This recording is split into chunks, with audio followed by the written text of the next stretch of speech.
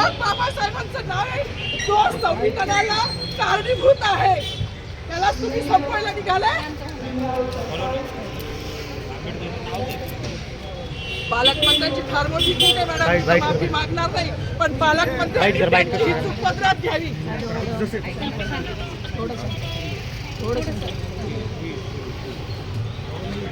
मला मीडियाशी घेणं नाही मॅडम, मला सस्पेंड केलं, मी माळूचे गाड्या उपसी, मी माती काम करीन, पण बाबासाहेबांची ओळख पुसून येणार नाही. मला सस्पेंड करायचं करू शकता मॅडम, बाबासाहेबाला संपवायचं काम करायचं नाही. 26 जानेवारी 15 ऑगस्ट मध्ये मी नाही मानत, पण लोकशाही मॅडम तुम्ही सुद्धा संविधानामुळे आहात, पालकमंत्री सुद्धा पालकमंत्री संविधानामुळे आहे. कोणताही जातीभेद नाही, सगळी समानता त्यांनी दिली आहे. बाबासाहेबांचं नाव आता तरी भाषणात येईल, मग तरी भाषणात येईल. ज्या लोक संविधानाला लोकशाहीला कारणीभूत नाही त्यांची नावं वारंवार घेतली गेली, मग जो संविधानाला कारणीभूत आहे तो प्रजासत्ताक दिनाचा जो मानकरी आहे त्याचं नाव भाषणात का नाही.